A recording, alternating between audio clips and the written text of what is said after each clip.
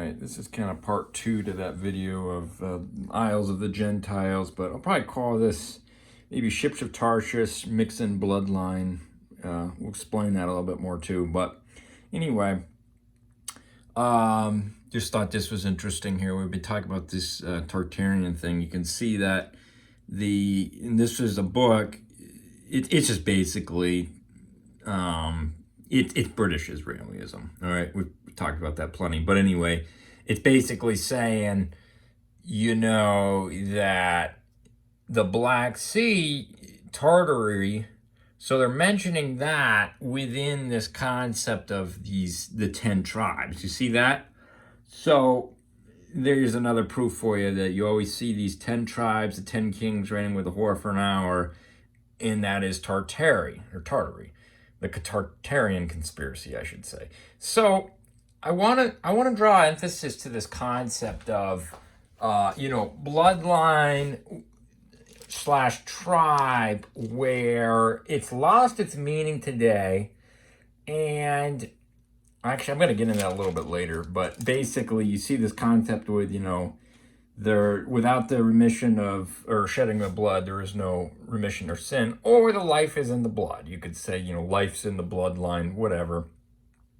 We'll come back to that. But anyway, so I was thinking about how I was reading this commentary about how these two staffs here in Zechariah 11, one's called beauty and they're called bands.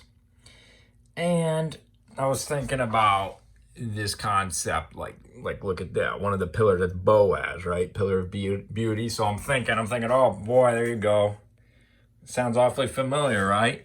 So anyway, and these are this is that in the section of Zechariah where it's talking about that one-eyed shepherd, that Cyclops. And of course, in the Passion of the Christ, they always had that, Jesus always had his right eye, I believe, blacked out. But basically, because they were mocking this whole thing, that movie.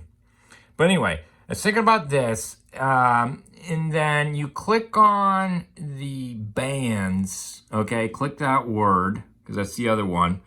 Now, I think it said, let's see, it says talk about like 3 shepherds, but basically a lot of people say that would be during, the time, obviously, of Israel, right? Because a lot of this is talking about Jesus, right? Yeshua's got the 30 pieces of silver in here. And then a lot of people say these 3 shepherds, right there, is kind of like the Pharisees, Essenes, and Sadducees. Which I don't see a problem with that, whatever. It could be also what we talked about is the 3 offices, priest and king united. So that's probably where I would land toward that. But anyway, you got this concept of these two staffs, right? And look at this. They link, they breaking them, and he's breaking the band or covenant per se between Judah and Israel. So what's that saying? He's breaking away the 10 from, that's Ephraim, right? Or Tartary, what we just talked about, or British Israelism, that same concept. He's breaking it away from, or the Phoenician bloodlines. It's the same concept, breaking them away, right? So that's just the concept of those 3 tribes in the south, Judah, Benjamin, and Levi, right? So I thought that's interesting. So if you click that word bands, you'll see that it's rendered pilot. And this is John Gill saying this. It talks about the word for bands rendered pilots, Ezekiel 27. It talks all about these, like these merchant ships, right? What we talked about a little bit last time, ships of Tyre, right? So anyway, and then he likens the, basically he's talking about the friars. One's friars, there's the some other order of monks, basically. But anyway, the churches, he says right here, may be compared to ships. Revelation 8:9, right? That's the same thing. The merchants of the sea, those who trade by sea are weeping, right?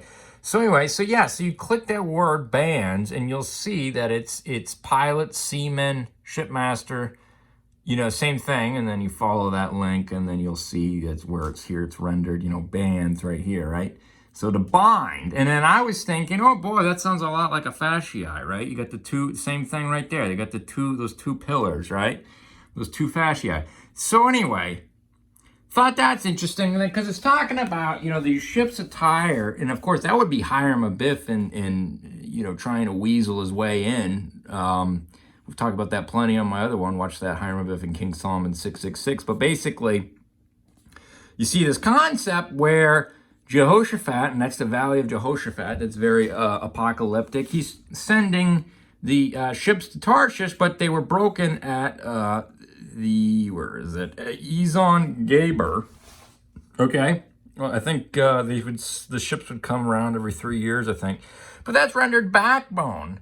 And that's kind of interesting. It's an interesting saying when people make covenants. Well, we just talked about breaking away, these two staffs, breaking the bands, breaking away. There's this concept of this covenant, and the people who make covenants with those people we call, say, have no backbone, right?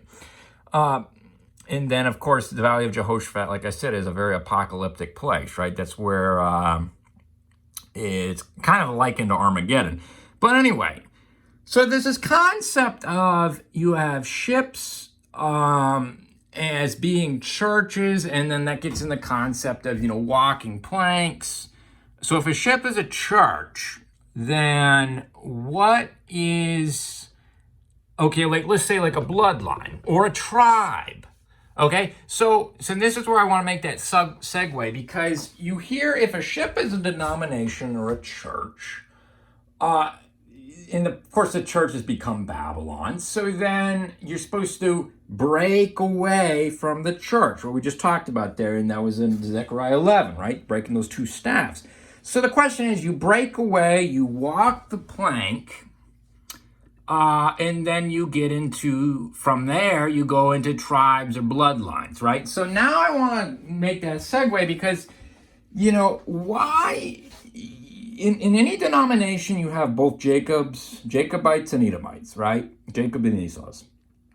That's a denomination. They never talk about bloodlines or any of that grafting. If you look at the New Testament, it's all about grafting, so the 12 tribes scattered abroad, grafting in, and all of that. And you always see, like, right after Yahweh makes a covenant, we talked about my last video, is you get right into the bloodlines. Okay, so I want to explain this concept of tribes or bloodlines, because in Revelation you have the concept of the 12 tribes. And then all these people, the multitudes, being grafted in and all that. And it's like, well, that's very important because or in like the book of Esther, you've got this concept of, again, it had the Agite. And so like Haman and Mordecai, the same concept of bloodlines. But at the end of the day, when extreme persecution comes to the land, you're not dying for a denomination. That just never happens. No, you get grafted into a concept of this tribe or a family tree or a bloodline. Okay, guys, and that's just the concept of this tribal, because like if you look at, like, let's say like any battle of old, they always had the shields of either the heraldry, like the or like on the flags, they have the concept of these were considered like the certain families would have certain emblems, right? And then that's why you have this concept. So it's just the same concept of these tribes. So even they were dying. I'm not saying they're dying for the right cause. I'm just saying, though, is you die for your belief or your family bloodline. Again, the life is in the blood, okay? So you can take this concept as you've got the people, what I would call the Jacobites at the bottom of this pyramid, and at the bottom of the food chain, you have the Edomites, or the Phoenician blood, or the blue bloods, royals, cold-blooded, reptilian. They need to be surrounded by people, right? So they care about bloodlines extremely, extremely much, right? That's everything. Jacobites also understand this concept of bloodline, but basically everyone in between doesn't really, and that's all the denominations, doesn't really give it any attention, right? And the question is, why is that? Because like I said, so when you come out of the church, ecclesia, you're walking a plank, and then you get grafted. That's just the concept, or the shaking, right? The last days. So then you get this concept, you get grafted into a bloodline. That's why you always see, like I said, when the phoenix blows itself up, you always see this concept of bloodlines come out, right? So anyway, because like I said right here, even the 10 toes of the statue of Daniel, they're all about, or like British Israelism, like I said, the Ephraim, they're all about the bloodline too. You see what I'm saying? So it's not just some, it's a very important concept about being grafted into an identity.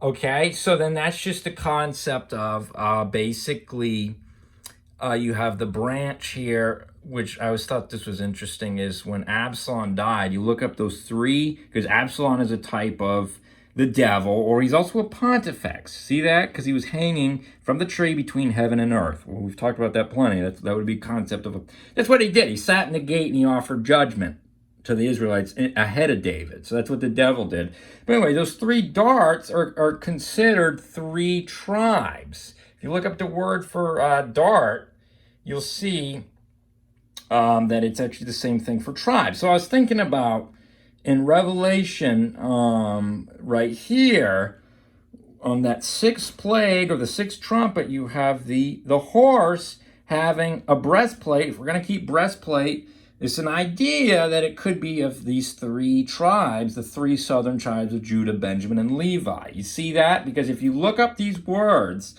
fire, zakinth, and brimstone, some people just say that's the ingredients of gunpowder, fire, smoke, and brimstone. Basically, they're saying, that's a lot of them will say, well, that's this gunpowder, right? But I'm thinking to myself, if you're going to keep a breastplate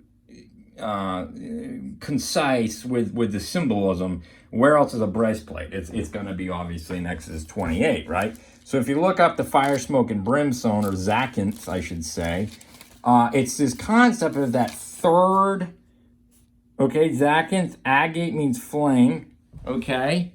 See zakinth right there, okay, and then fire, flame, and brimstone. So there's two of these. Of course, you're going between Greek and Hebrew, but there's two of these stones that are, I would say, the same. And this is the third row, same as this list I just showed over here. And it's a hypothesis that this third row, I said it is missing from Hiram Abiff, or King of Tyre, Lucifer's breastplate in Ezekiel 28, okay? So there is this very much so this concept of perhaps, this is just symbolic of the chickens coming home to roost, because that's the six, because those are the kings of the east, okay?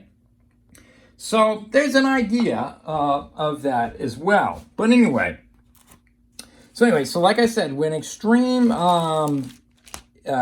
persecution comes to the land, it's very important you get your identity from a tribe or like a bloodline, okay? So again, why do you think right after Yahweh makes a covenant, you got the bloodlines, and then in everywhere, like I said in the Bible, it's all about the concept of you're getting your identity, because you're not getting your identity from a denomination, because that's very, it's empty on the inside, right? There's no meaning, there's no nothing when it talks about denomination. So that's why it's important to be grafted. Why there's so concept of grafting in to a tribe or a bloodline. Again, the life is in the blood, you could say, or the life is in the bloodline. Okay, so bloodlines are like after your character is developed, it has nothing to do with, there's just as many Edomites and Jacobites born into these bloodlines, same concept. For any denomination has, like I said, has both.